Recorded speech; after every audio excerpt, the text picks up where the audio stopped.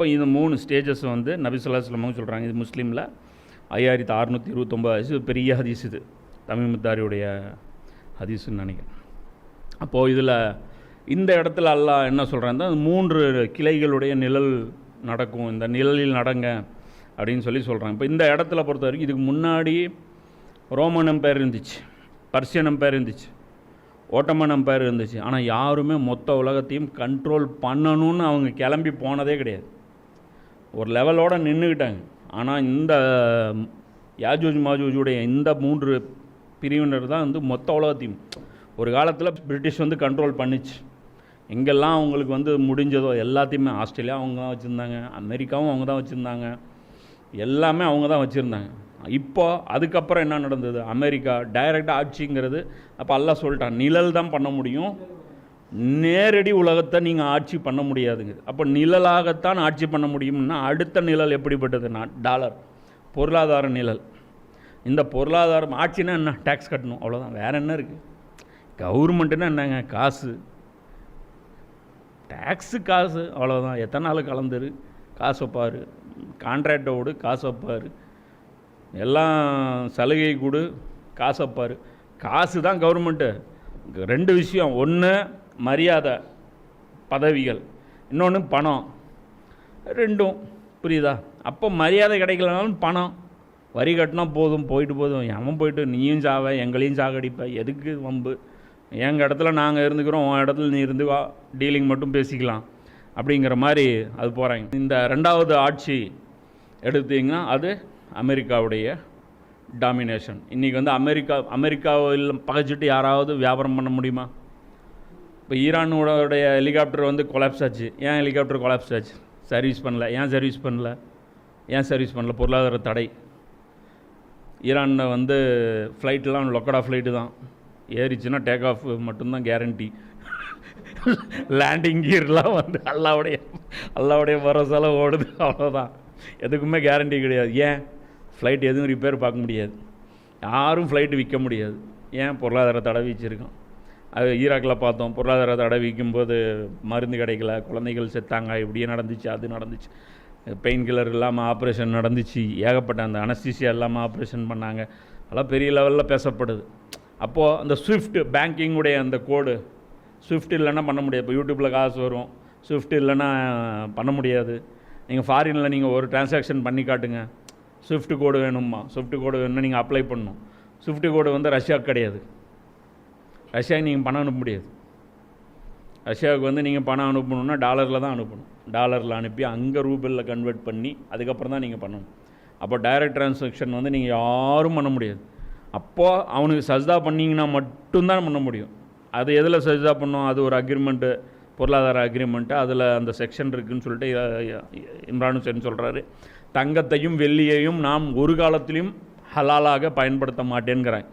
இப்படி கையெழுத்து போட்டால் இது பக்கா ஹராமு. அல்லாஹ் ஹலாலாக்குனதை ஹராமாக்கிட்டீங்க. தங்கத்தையும் வெள்ளியையும் நாங்கள் ஒரு காலத்துலேயும் வந்து கொடுத்து எந்த பொருளும் வாங்க மாட்டோம் அப்படின்னு ஒரு நாடு எப்படி சொல்லலாம்? எல்லாம் அனுமதிச்சிருக்காங்கல்ல. இன்னும் சொல்லப்போனால் கரன்சினா இப்படி தான் இருக்கணும்னு ரசூலுல்லாஹ் சொல்லியிருக்காங்க. அப்போ நீங்கள் கரன்சினா இப்படி தான் இருக்குன்னு சொல்லி நீங்கள் பேப்பர் கரன்சி கொண்டு போகிறீங்க. அல்லது பெரிய ட்ரேடிங்காவது பண்ணலாம் இல்லையா? பண்ண மாட்டேங்கிறாங்க. நான் தங்கம் கொடுக்குறேன், நீ பெட்ரோலை கொடு, நான் தங்கம் கொடுக்குறேன், நீ வந்து இது டெக்னாலஜி எக்யூப்மெண்ட்டை கொடு அப்படின்னு சொல்லி டீல் பண்ணலாம். ஸோ அதுக்கு எதுக்குமே ஒத்துக்க மாட்டேங்கிறாங்க. அப்போ இன்றைக்கி யாருடைய ஆட்சி நடக்குது? அமெரிக்காவுடைய ஆட்சி தான் நடந்துட்டு இருந்தது. இப்போது டேமேஜ் வந்து பிரிக்ஸில் இருந்து அது ஸ்டார்ட் ஆயிடுச்சு. இப்போ சூடு பிடிச்சிருச்சு. முதல்ல அமெரிக்கா வந்து ஒரு பொருளாதார தடையோ ஒரு கண்டனமோ தெரிவிச்சதுன்னா பெரிய இஷ்யூ. இன்றைக்கி வந்து அமெரிக்கா பேசிச்சுன்னா போடா ஓரமாக உட்காந்து புலம்பிக்கடா போடா அப்படிங்கிற அந்த அளவுக்கு தான் அவங்களுடைய இது இருக்குது. இப்போ இந்த இதில் பார்க்கும்போது, இந்த கான்சிக்வன்ஸில் இந்த வசனத்தை வச்சு பார்க்கும்போது அது கரெக்டாக பொருந்தியும் வருது. 3 நிழல்களின் பால் நடப்பீராக, கிளைகளுடைய நிழலில் பார் நடப்பீராக, அது நிழல் அளிப்பதும் அல்ல, தீஜுவாலையை விட்டு காப்பாற்றுவதும் அல்ல.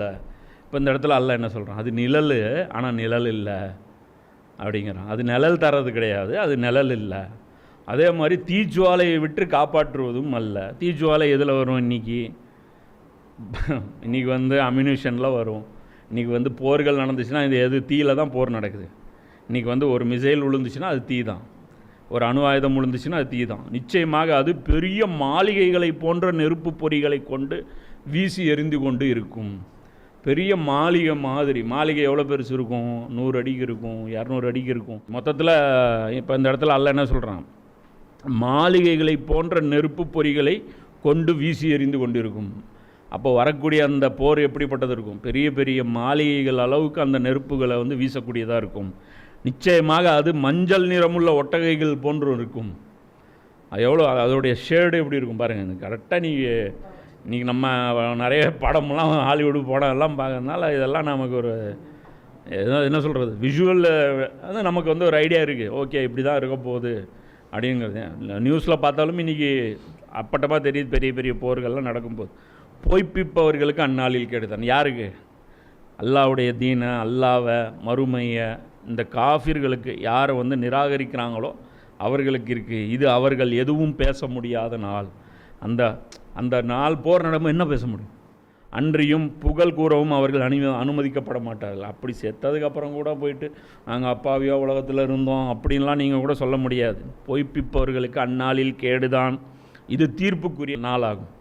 அல்லாஹ் மறுமையிலும் தீர்ப்பளிப்பான், உலகத்திலையும் தீர்ப்பளிப்பான். இது குர்ஆனுடைய சுன்னத்தில் நம்ம வந்து அல்லாஹ்வுடைய சுன்னத்தில் பார்ப்போம். அல்லாஹ் டெய்லி தீர்ப்பளிக்க மாட்டான், அதுவும் விஷயம். அல்லாஹ் தீர்ப்பளிக்கக்கூடிய பெரிய நாட்கள் அல்லாஹ்வுடைய நாட்கள் வரும். அது வந்து ஷா வலியுல்லா சொல்கிறார்ல, அந்த 5 ஐயாமுல்லாங்கிறது ஒரு பார்ட் ஆஃப் த வசனம். ஸோ ஒரு பார்ட் ஆஃப் த குர்ஆன்.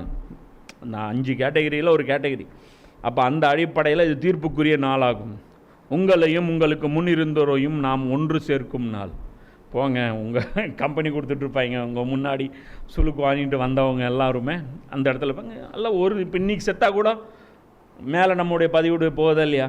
அங்கேயே பதிவேடு போகுது, மேலே வந்து அவங்க போய் மலைக்கு போய் பதிவு பண்ணுறாங்க. அதே மாதிரி மவுத்தான உடனே முதல்ல நமக்கு நம்முடைய முன்னோர்களோட சந்திப்பெல்லாம் ஏற்படுத்திட்டு தான் அதுக்கப்புறம் தான் அந்த பதிவேடுக்கே போகிறோம். இல்லியனுக்கும் சிஜினுக்குமே வந்து போகிறதே வந்து முதல்ல நம்ம பயந்துருவோம், பதட்டப்பட்டு வேறு உலகத்தில் போகும்போது என்ன நடக்குதுன்னு தெரில. அப்படிங்கும்போது நம்மளை முதல்ல திடப்படுத்துறதுக்காக நம்முடைய முன்னோர்களை முதல்ல எல்லாம் சந்திக்க வைப்போம். அதே கெட்டவங்களுக்கும் அதே தான். அவங்களுடைய முன்னோர்களை சந்தித்து இன்னும் ஆஹா நான் ஒரு 150 வருஷமாக எரிஞ்சிட்டு இருக்கிறேன்டா, நீயும் வந்துட்டியா வாடா, அந்த மாதிரி லெவலில் தான் இருக்கும். ஒன்று சேர்க்கும் நாள். எனவே தண்டனையிலிருந்து தப்பித்து கொள்ள உங்களிடம் சூழ்ச்சி இருக்குமானால் சூழ்ச்சி செய்து பாருங்கள். பொய்ப்பிப்பவர்களுக்கு அந்நாளில் கேடுதான் அப்படிங்கிறார். இது 77, 28லேருந்து 40 வரைக்கும். இது கிட்டத்தட்ட இது 3ஆம் உலகப் போருக்கும் பொருந்தும், மறுமை நாளுக்கும் பொருந்தும், நரக நெருப்புக்கும் பொருந்தும்.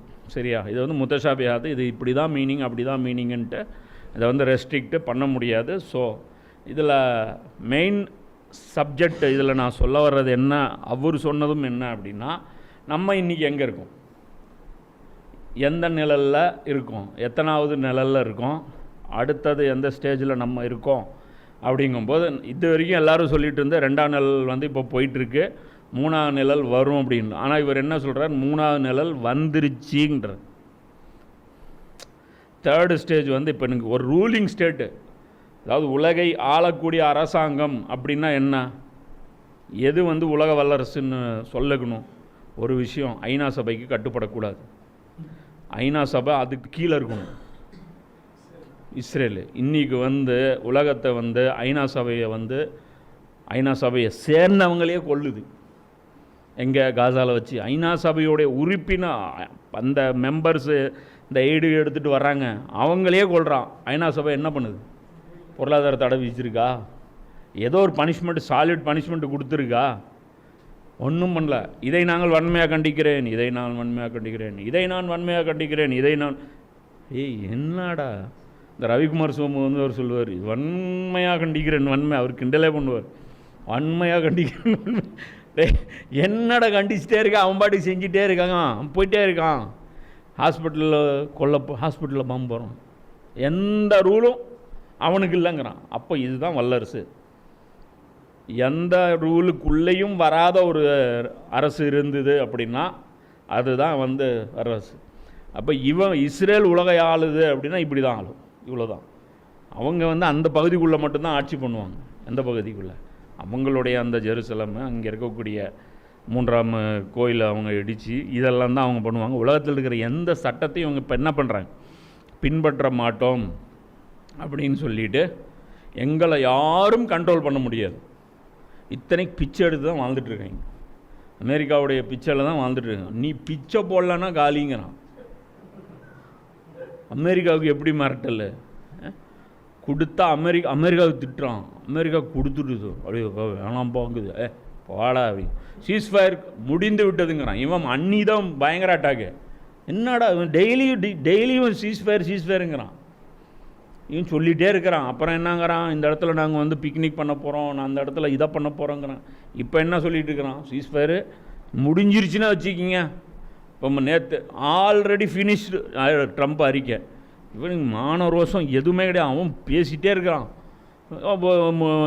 எல்லாம் அவன் சொல்லிகிட்டே இருக்கிறான். ஒன்றும் பண்ண மாதிரி இல்லை. இப்போ வந்துட்டு சொல்லியிருக்காங்க, இடத்த காலி பண்ணுங்கள், எல்லாமே மேலே இருந்து இந்த பக்கம் வாங்க, கீழே வாங்க, இந்த பக்கம் நாங்கள் ஸ்வீப் பண்ண போகிறோம், அந்த பக்கம் ஸ்வீப் பண்ண போகிறோங்கிறான். இப்போ என்ன பண்ணிட்டான், அங்கங்கே இப்போது சமீபத்தில் ஒரு வீடியோ வந்திருக்கு. ஜெருசலமில் அங்கங்கே நிறைய இடத்துல மூன்றாம் கோயிலுக்கு போகும் வழி, காபாவுக்கு போகும் வழின்னு நீங்கள் நம்ம வெப்பமில் போர்டு சவுதியில், அது மாதிரி மூன்றாம் டெம்பிள் எங்கே இருக்குது, டெம்பிள் எல்லாம் போர்டை வச்சுட்டான்.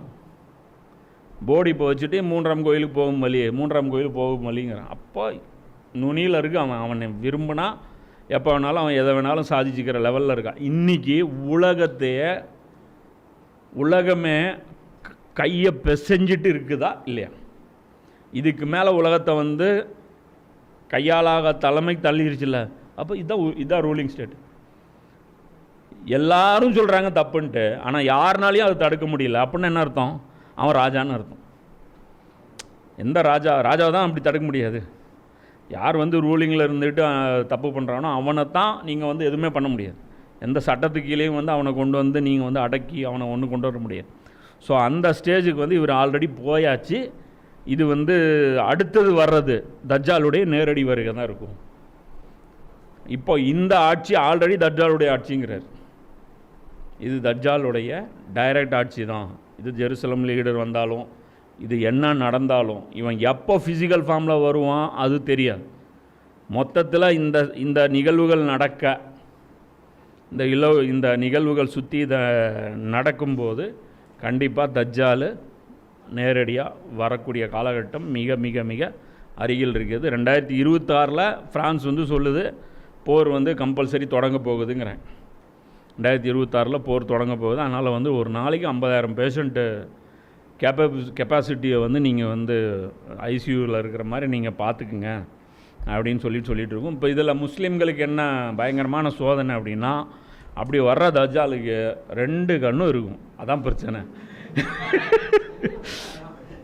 இவங்க அந்த பூத கண்ணாடி எடுத்துகிட்டு இப்படியே போவாங்க, நெத்தியை தேடிவாங்க, முடிய மேலே தூக்கு, கீழே போக்கு, மேக்கப் போட்டிருக்காங்க, நாய் மண்டையை தேய்ச்சி கழுவு, ப்ரெஷ்ஷை போடு, காஃபீர் எங்கே எழுதியிருக்கு, காஃபீர் ஹஜ்ரத் அரபியில் பாருங்கள். அது இல்லைப்பா ஒன்றும் இல்லை அப்படியே ரைட் ஓகே. தஜ்ஜால் வந்தால் என்ன வராட்டி என்ன, ஆல்ரெடி உங்கள் ஜோலி முடிஞ்சு போச்சு.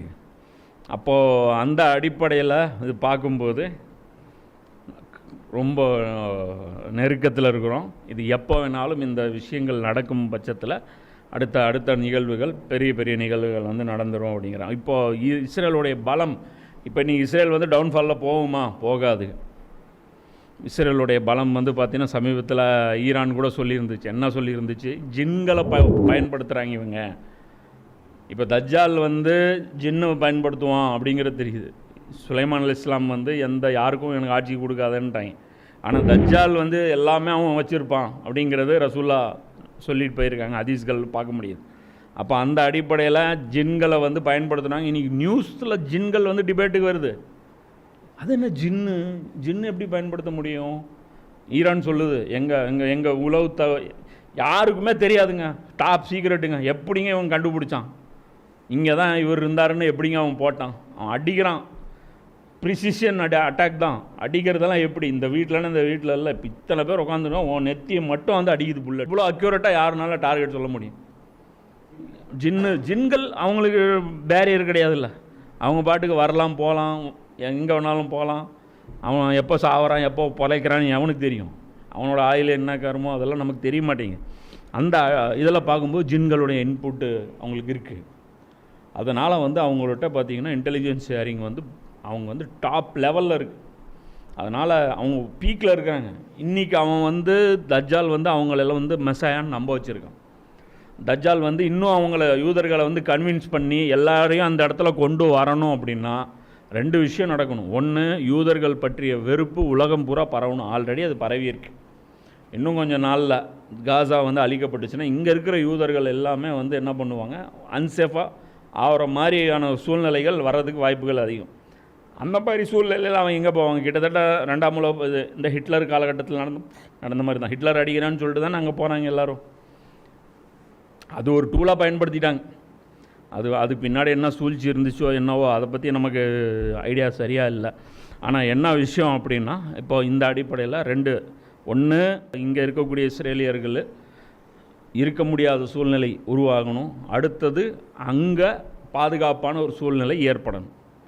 இஸ்ரேலுக்குள்ளே எந்த வேறு ஹமாஸோ ஹிஸ்புல்லாவோ ஈரானுடைய அச்சுறுத்தலோ ஹூத்திஸுடைய அச்சுறுத்தலோ எதுவுமே இல்லாத ஒரு சேஃப்டியான ஒரு என்விரான்மெண்ட் அவங்க உருவாக்கி கொடுத்துட்டா யூதன் தன்னால் அங்கே போய் உட்காந்துக்குவான்.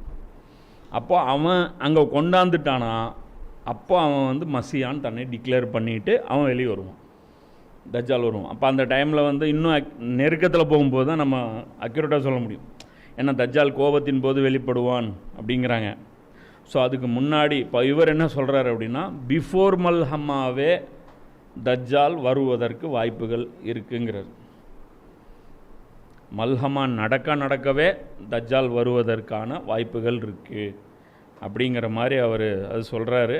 இதில் வந்து இப்போ இவங்களுடைய அந்த பலம், இஸ்ரேலுடைய இன்றைக்கி அசுர பலம் இருக்கு இல்லையா, இதுதான் வல்லரசு அப்படிங்கிறது வந்து டிக்ளேர் ஆகுது. ஏன்னா அந்நிய நாட்டில் போய் அடிக்கிறதெல்லாம் உலகத்தில் இருக்கிற எந்த நாடும் ஒத்துக்காது, ஐநா சபையும் ஒத்துக்காது. இன்றைக்கி வந்து எல்லாருமே கண்டித்தாங்க. யாரும் பார்டர் தாண்டி போய் அடிக்கிறதுக்கெல்லாம் யாருக்கும் பர்மிஷன்லாம் கிடையாது. லெபனானில் அடிக்கிறான், சிரியாவில் அடிக்கிறான், அதான் சொல்கிறேன், லெபனானில் அடிக்கிறான், சிரியாவில் அடிக்கிறான், தூதரகத்தில் அடிக்கிறான், ஈரானில் அடிக்கிறான், யமனில் அடிக்கிறான். உலகத்தில் அவன் கை வைக்காத நாடுகளே அவன் விரும்பினா போதுங்கிற மாதிரி தான் இருக்குது நிலவரம். சும்மா ஐநா சபை சொல்லுது, இப்போ செக்யூரிட்டி கவுன்சிலில் மிரட்டுது, அமெரிக்கா இல்லைங்குது, நான் உனக்கு அணு ஆயுதம் தரமாட்டேன், அங்கிள்கிட்ட சாரி கேளு அப்படிங்குது. யார்? அமெரிக்கா. ஏன் அங்கிள் அடித்த சாரி கேளு, ஹிஸ்புல்லா அங்கிள்கிட்ட சாரி கேளு, ஹமாஸ் அங்கிள்கிட்ட சாரி கேளு, இனிமேல் அடிக்கக்கூடாது அப்படின்னு சொல்லிட்டு அப்படியே இது பண்ணுறான். அவன் என்னங்கிறான், சரி அங்கிள் நீங்கள் போங்கன்னு அடித்தான். அது நேற்று அடித்தது இல்லை அங்கிள், புதுசு, பழைய ஏற்கனவே அமுத்தி வச்சது தான் பாட்டன், இப்போ தான் போய் விழுந்துருக்கு, நீங்கள் அது பழைய கணக்கில் சேர்த்திட்டீங்க, அந்த கணக்கு இல்லைங்கிறான். அப்போ பார்க்கும்போது இது சொல்கிறது சரியாக பொருத்தமாக தான் படுது. ஏன்னா அப்பட்டாமல் உலகத்தையே அமெரிக்கா ஆண்ட மாதிரி அல்லது பிரிட்டிஷ் ஆண்ட மாதிரி அந்த அளவுக்கு நிழல் அந்த ஃபோர்ஸோடு இல்லை. ஏன்னா பிரிட்டிஷுடைய தாக்கம் மாதிரி அமெரிக்காவுடைய தாக்கம் இல்லை பாருங்க. அவன் ஃபிசிக்கலாகவும் வந்து நம்மளை அசிங்கப்படுத்தணும், என்னெல்லாம் பண்ணான். அப்போது இந்த இடத்துல பார்க்கும்போது இதில் இன்னொரு ஒரே ஒரு விஷயத்தை மட்டும் அவன் அடிக்கலை. இஸ்ரேல் என்ன பண்ணியிருக்குதுன்னா, ரஷ்யாவுடைய அணுமின் நிலையம் ஒன்று ஈரானில் இருக்குது, அதை மட்டும் அட்டாக் பண்ணல. அங்கே மட்டும் பாம்பு அங்கே போட மாட்டேங்கிறான். இதுலேயும் வந்து அல்லாஹ் இவங்களுக்கு ஃபசீலத் கொடுத்துருக்கான் பாரு. ரஷ்யா மேலே கை வைக்கிறதுக்கு இவனும் பயப்படுறான். யார்? இஸ்ரேலாக இருந்தாலும் எதை வேணாலும் அடிக்கலாம், ஆனால் ரஷ்யாவை அடிக்க வேண்டாம் அப்படிங்கிற அந்த ஒரு இதில் வந்து வந்திருக்கிறார். ஸோ இதெல்லாம் ஒரு விஷயம். கடைசியாக அவர் என்ன சொல்கிறாரு இம்ரான் ஹுசைன் அப்படின்னு பார்த்தீங்கன்னா, ஈரான் அணு ஆயுதத்தை வந்து அவங்க வந்து பறிக்க பார்ப்பாங்க, அட் எனி காஸ்ட்டு அது என்ன வேணாலும் ட்ரை பண்ணுவாங்க. கடைசி கட்டமாக அது வந்து தரைவழியில் போய் தான் வீழ்த்த முடியும், அதாவது நேரடி படையெடுத்துட்டு போய் தான் வீழ்த்த முடியும். அப்படின்னா இந்த போர் அப்படியே ஒரு இது மாதிரி ஆயிரும், ஒரு ஜெல் மாதிரி ஆயிரும், அப்படியே இழுத்துட்டு போயிடும். உக்ரைனில் எப்படி 3 வருஷமாக இப்போ நடந்துட்டு இருக்குது போர், அப்போது அந்த அடிப்படையில் இதுவும் வந்து ஆயிரும் அப்படிங்கிறாரு. ஸோ அதனால் நகரங்களில் பலன் தரும் சொத்துக்கள் இருக்கிறவங்க அலர்ட் ஆகிக்கிங்க. யாரெல்லாம் ப்ராப்பர்ட்டிஸு கோல்டு வச்சுருக்கிறவங்க, அதுக்கு அதாவது பணமாக வச்சுருக்கிறவங்க கோல்டாக கன்வெர்ட் பண்ணிடுங்க. இன்னும் ஏறத்தான் போகுது கோல்டு இப்போ நார்மல் 22 கேரட் கோல்டே 10,000 வந்துருச்சு, ரொம்ப பீக்கில் போயிடுச்சு. அதான் பாருங்கள் ரியல்ஸ் இந்த சென்சிட்டிவிட்டி எப்படி இருக்குது, எது ஸ்டேபிளாக இருக்கும், எது அன்ஸ்டேபிளாக ஆகும், அப்படிங்கிறது எல்லாமே அவங்க பார்த்துட்டு இது பண்ணுறாங்க. அதே மாதிரி விவசாயம் செய்கிறதுக்கு வாய்ப்புள்ளவர்கள் விவசாயத்துக்கு முன்னுரிமை கொடுங்க. உங்களுடைய குழந்தைகளுக்கு விவசாயத்துடைய அறிவை கற்றுக் கொடுங்க. சொந்தமாக லேண்டு வாங்கி தான் விவசாயம் பண்ணணும்னு நினைக்காதீங்க. குத்தகைக்கு எடுத்து கூட விவசாயத்தை கற்றுக்குங்க. உணவு உற்பத்தியை கற்றுக்குங்க. யாருக்குமே சுத்தமாக அதை பற்றி அறிவே இல்லை. உணவு எப்படி உற்பத்தி பண்ணணும், இருக்கிற உணவை எப்படி டிஸ்ட்ரிபியூட் பண்ணணுங்கிறது தான் நமக்கெல்லாம் இருக்கே தவிர அதான் சொல்கிறோம். இப்போ அதை சேமித்து வைப்பது எப்படி, அதை உற்பத்தி பண்ணுவது எப்படி, அது இயற்கை சார்ந்து எப்படி வளரும். அதெல்லாம் ஒரு செடியை வளர்த்துறதுங்கிறது சாதாரண வேலை கிடையாது. ஏன்னா அதெல்லாம் வச்சு பார்த்ததுக்கப்புறம் தான் இப்போ தான் ஒரு 4 தென்னை மரம் நட்டோம், அதிலே தெரிஞ்சிருச்சு நம்ம லட்சணம் என்னன்ட்டு. என்ன விவசாயங்கிறது சாதாரண விஷயம் கிடையாது. இது பயங்கரமான கடினமான வேலை. ஸோ அதனால் கல்வி ஃப்யூச்சர் எதை நோக்கி இருக்க போகுது அப்படின்னா இதை நோக்கி தான் இருக்கும். யார் விவசாயத்தை சார்ந்திருக்கிறாங்களோ, யார் இந்த இயற்கையை சார்ந்திருக்காங்களோ, கிராமங்களை சார்ந்திருக்காங்களோ, அவங்களுக்கெல்லாம் ஃப்யூச்சரில் பிரச்சனைகள் குறைவாக இருப்பது. இது முஸ்லீம் அல்லாதவர்கள் எல்லாருக்கும் இது ரெக்கமெண்டாக நான் சொல்கிறேன். கோல்டில் இன்வெஸ்ட் பண்ணுங்கள்,